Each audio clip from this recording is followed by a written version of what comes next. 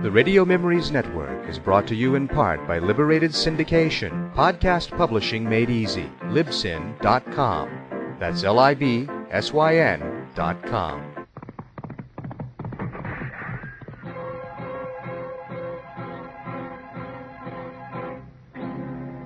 Around Dodge City and in the territory on West, there's just one way to handle the killers and the spoilers, and that's with a U.S. Marshal and the smell of Gunsmoke.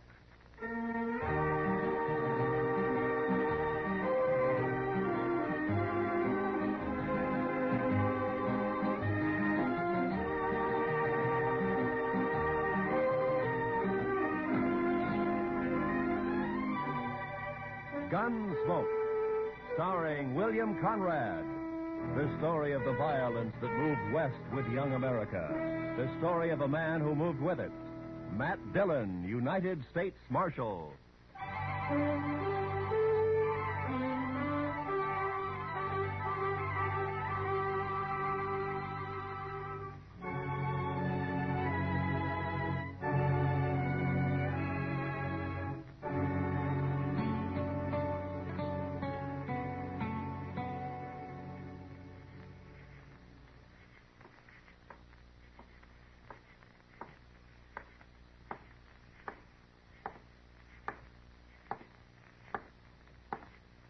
Hey.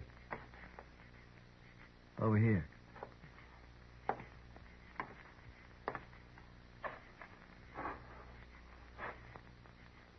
One of the boys said you wanted to see me. Yeah. It better be important, mister. I don't make a habit of coming running with some saddle punk whistles. Maybe you hadn't ought to make a habit of calling people saddle punks. No offense, just an expression. Sure. I came up from the Pecos country. Been here in Dodge about a week. Maybe you've seen me around. I've seen you. I've been talking to people. Oh? Everybody tells me you were a big shot back in Abilene. Had all the games sewed up, 3 or 4 saloons paying off, a couple of hotels and so on. Then the boom busted and you come here. And you got nowhere. Know why? You're talking. You tell me why. Dillon. Fellow named Matt Dillon, U.S. Marshal. You tried to scare him and he wouldn't scare. Tried to buy him and wouldn't buy. Tried breaking him. Wouldn't break. So? Be worth $5,000 to you if I kill him? Might. All right, get it in gold. Keep it handy. My hard? Yeah, you're hired.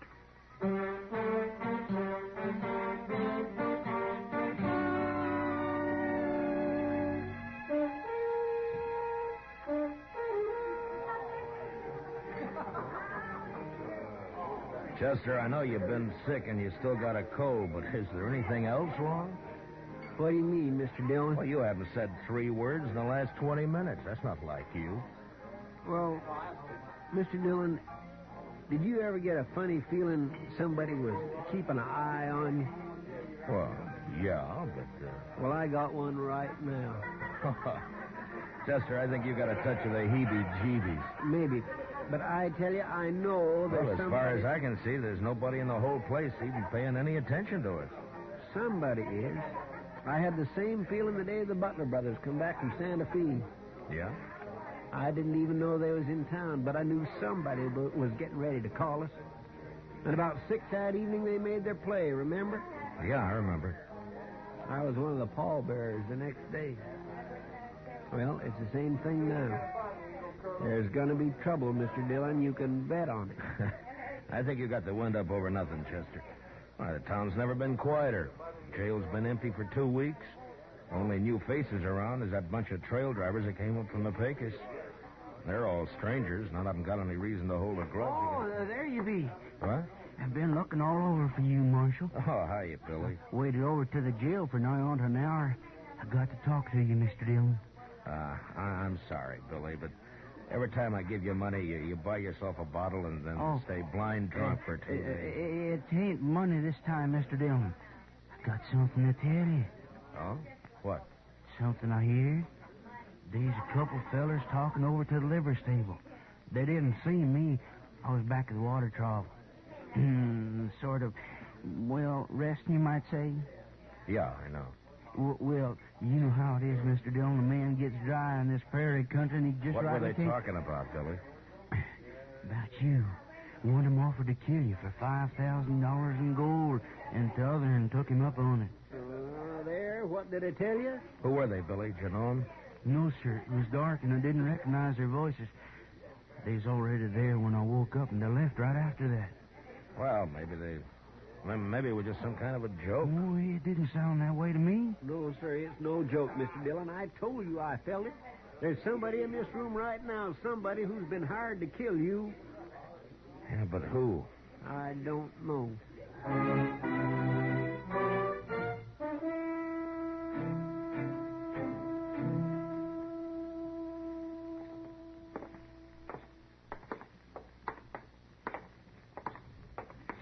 Can you figure who'd want to do such a thing, Mr. Dillon?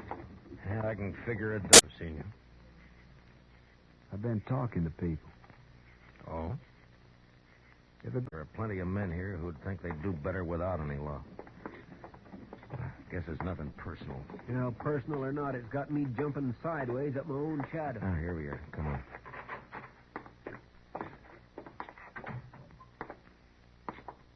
Well, good morning, Marshal. Haven't seen you since the robbery last month.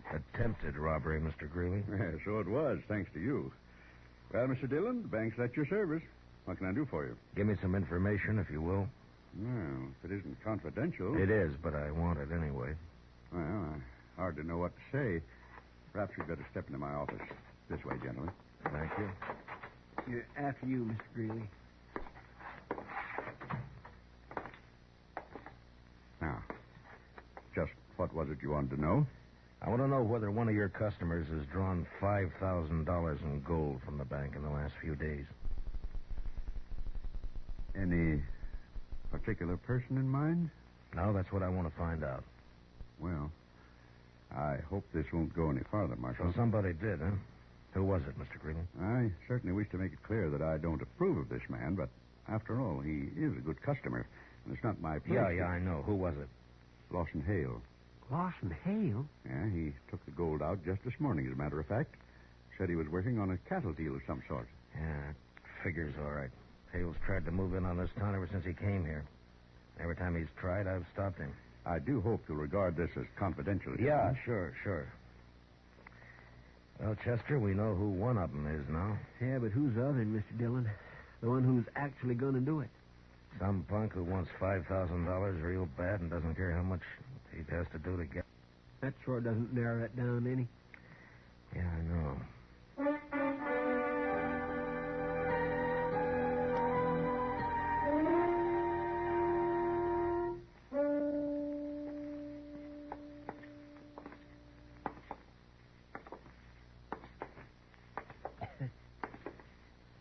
Sure quiet tonight, Mr. Dillon.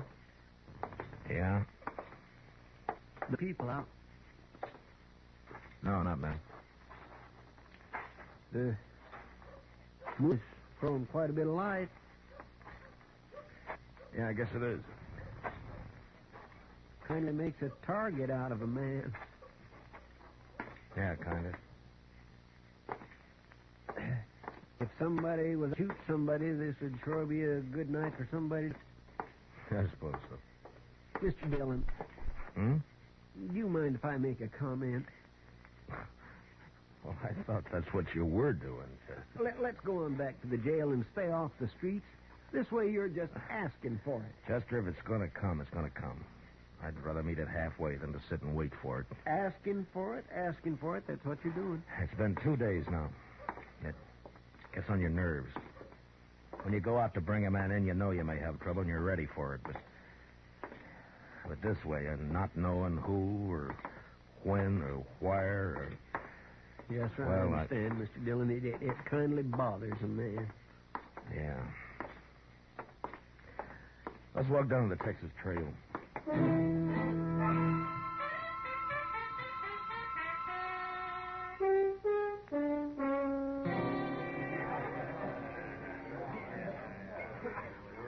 Good to see you, Matt. You've been avoiding us the last couple of days. Busy, Kitty. Something bothering you, Matt? Bothering me? Yeah. Whatever gave you an idea like that? Mr. Dillon, What is it, Chester? Lawson Hale just come in. He's down the bar there. Oh, yeah. Maybe ought to have a talk with him. Well, that's one way. That's the one I haven't tried yet. Excuse us, will you please, Kitty? Well, sure, Matt. Whatever it is, be careful, huh? Abilene was wide open. Yeah. I had it right in the palm of my hand. Yes, so? The minute the trail driver hit town, the boys would grab their pay and they'd head straight. Something I can do for you? Yeah, I want to talk to you, Mr. Hale. Well, I don't see anything stopping you. We'll move down to the bar a ways if you don't mind. It's kind of private. Sorry, Marshal. I'm fine right here. I said we'll move down the bar. If it's that important. Pardon me, boys. The marshal's all head up about it. Oh, sure.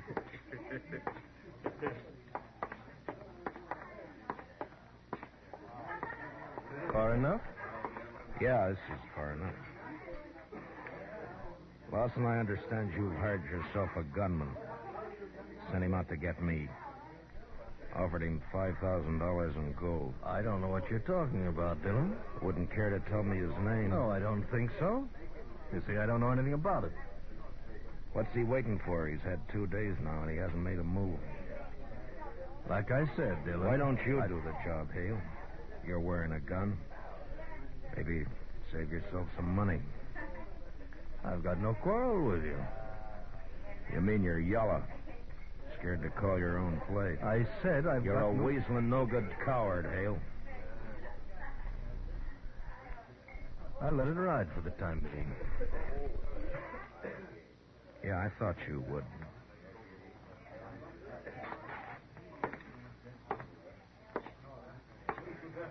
Come on, Chester. Yes, sir?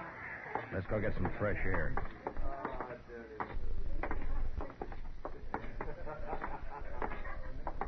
Well, I guess he's just not the kind to take chances, Mr. Dillon. And not when he's got a hired killer out prowling somewhere. Chester, I'm going to run him out of Dodge if it's the last thing I ever do. Dodge can stand it. I only knew who he'd hired. And I could force the play myself. This blasted business of having to leave it up to the other man. Waiting near Over there by the stable. Yeah, I saw the flash. Maybe you got him, Mr. Dillon. I don't know. Let's move in and find out. Yes, sir. Watch yourself, Chester. You may be playing possum. Yes, sir.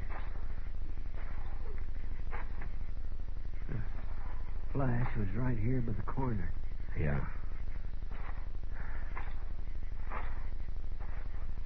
Well, that's that. Looks like you got away, Mr. Dillon. Yeah, he's gone. Took one shot and then ran for cover. He'll be back.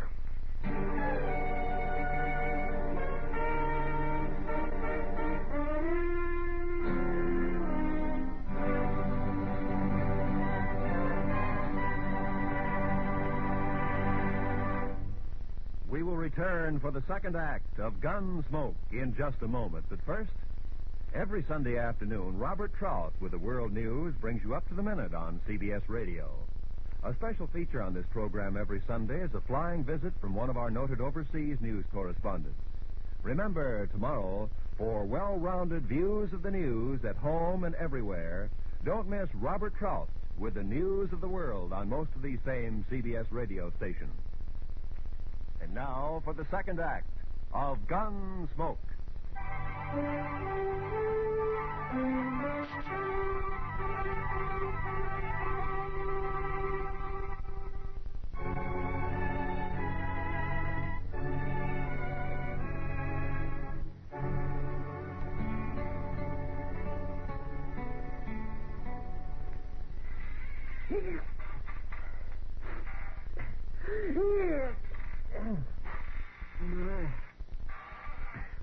My cold sure no better tonight, Mr. Dillon.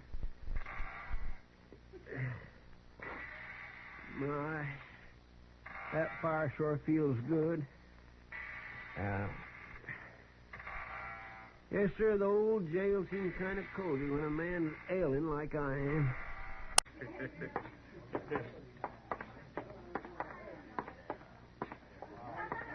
Somebody to put a bullet in the back of your neck. Chester, will you stop squeaking the chair? Well, sorry, Mr. Dillon.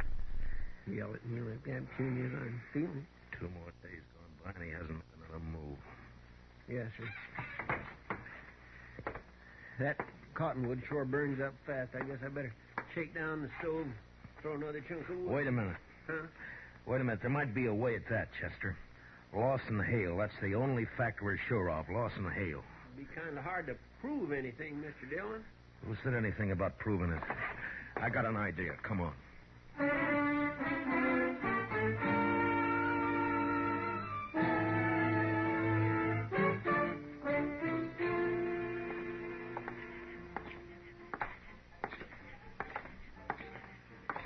Which one will we try first, Mr. Dillon? The Texas Trail, I guess. He'll either be there or at the Longhorn.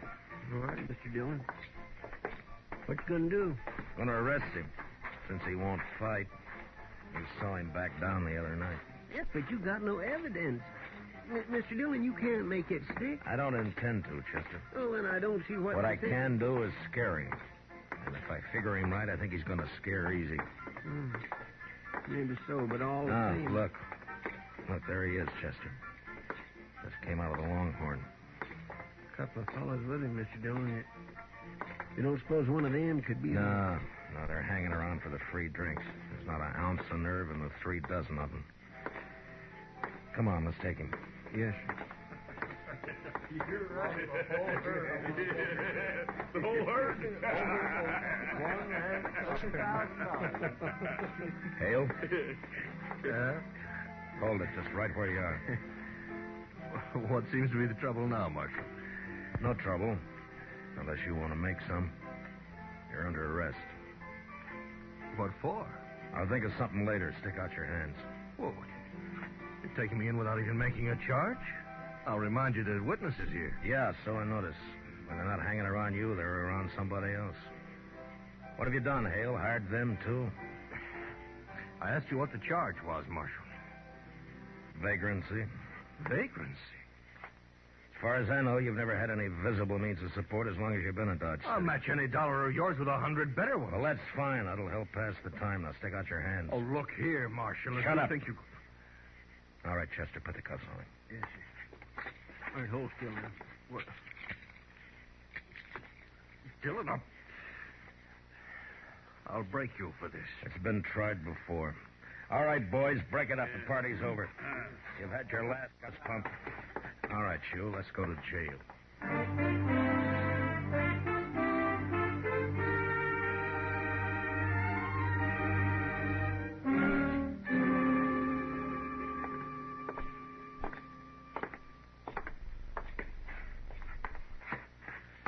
Keep walking, Hale. It's the last cell on the left. I'll break you, Dillon. So help me. Well, you've been trying it for a year. I'm still around. But you won't be after this. I'll take this up. Hold up. Wait till Chester gets the door unlocked. Haven't used this cell for so long, I've almost forgot which keys to... There we are. Vagrancy. I'm living in the best room in the commercial house. Inside, Hale. Now go on, move. Now stick your hands up. You won't need those cuffs in here. All right. Make yourself at home. Shut the door, Chester. Yes, sir. Dillon, you've got nothing to hold me on. I'll be out of here by tomorrow noon. Oh, I doubt that. In fact, there's a pretty good chance you'll never get out of that cell. Not alive, at least. What are you talking about? According to the law, I've got a right. The law, huh? You've broken it every chance you've got. Tried to break the men who serve it, like you've tried to do with me, for instance. But when your own neck gets caught, you start hiding behind the law. Nevertheless, All right, the law... fine. Right now, the law out here is kind of sketchy. Some things it covers, some things it doesn't. Well, that's where I come in. Now, this little affair between you and me is one of the things the law doesn't quite cover. So I'm going to run it my way. That kind of talk won't help you any, Dillon. You hired a man to kill me, offered him $5,000 to get me out of the way. You can't prove that. He's made one try and he's missed. He's still around Dodge. Somewhere waiting, and he's going to try again. But I don't know who he is. So all the odds are with him. That is your problem, Dillon, not mine. I don't know anything about that. You know what'll happen, though, if he does get me. The first thing Chester's going to do is come straight back here to the jail and pump a couple of bullets through these bars here. Huh? Your boy may kill me, Hale, but you're not going to live to profit by it.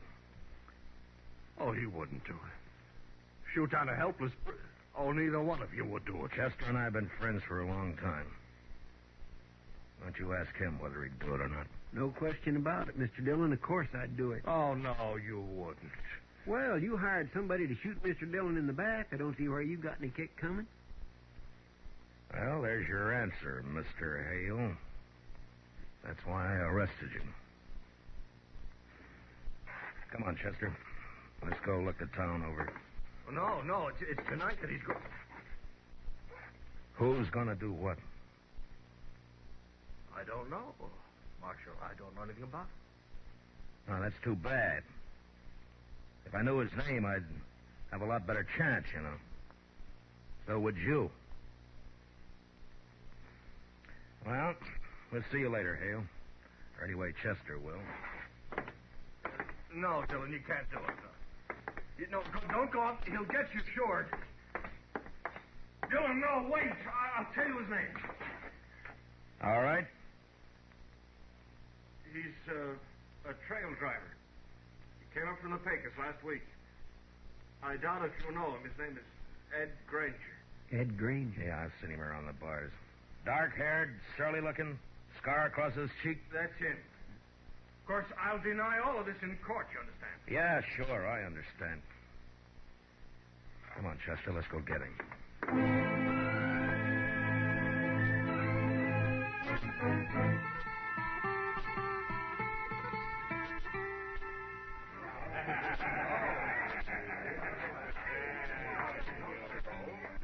Look, he's here all right, Mr. Dillon. Over there by the piano. Yeah, looks like he's by himself. What you gonna do? Arrest him? Well, there's no evidence, Chester. The only way I see is to make it personal. Let's go. Yes, sir. Now, I want you to stay out of it, Chester. Just cover me, that's all. Whatever you say, Mr. Dillon.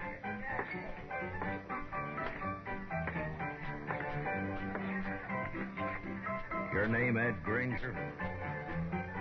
Might be. What about it? You know who I am, don't you?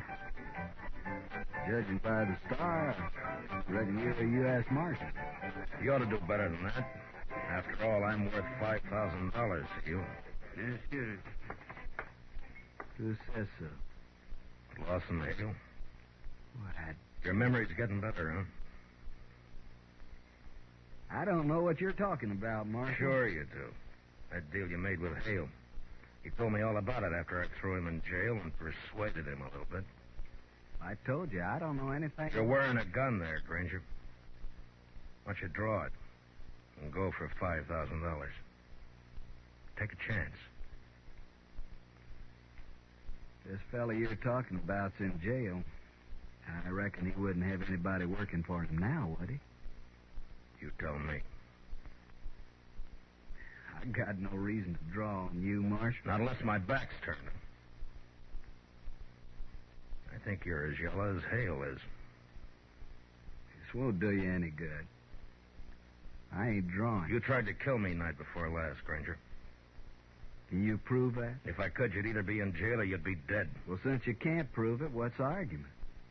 Just that I don't like the idea of somebody trying to shoot me in the back. If you're any man at all, we'll settle this here and now. Now, leave me alone, Marshal. I haven't done anything.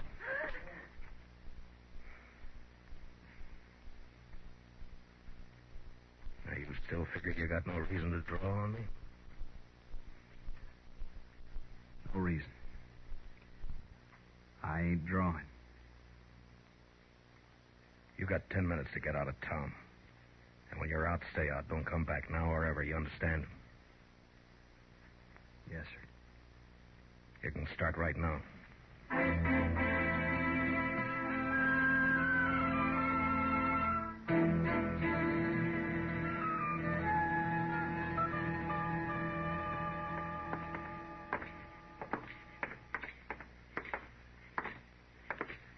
Must be nearly midnight, Mr. Dillon. Yeah, about that, I guess, Chester. My, this is sure one day I'm glad is over. Yeah, so am I.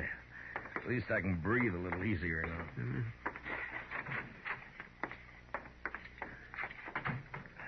I think I'll get this fire built up a little bit, Mr. Dillon. No, leave it, Chester. Let's go take care of our prisoner first, huh? Hey, we still haven't got any evidence. What are we going to do about him? Same as with Granger. Turn him loose and run him out of town. They should have done it months ago. You got the keys? Yes, sir. Right here, Monk. Mr. Dillon? Huh? What are you looking at? Oh. Granger must have stopped by here on his way out of town. He must have got Hale over at the window for a talk and then grabbed him and cut his throat right there. Yeah. Figured Hale had sold him out, I guess. Look, he's here all right, Mr. Dillon. Over there. I guess Hale got pretty much what he bargained for. He hired himself a killer in order to kill him. He got it.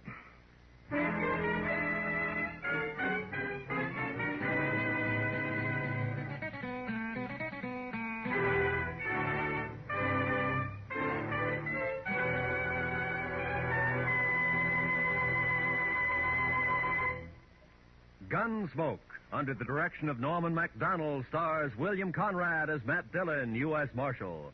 Tonight's story was specially written for Gunsmoke by Les Crutchfield, with music composed and conducted by Rex Corey.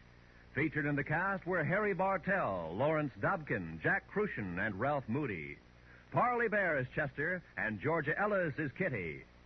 Gunsmoke is heard by our troops overseas through the facilities of the Armed Forces Radio Service. Join us again next week as Matt Dillon, U.S. Marshal, fights to bring law and order out of the wild violence of the West in Gunsmoke.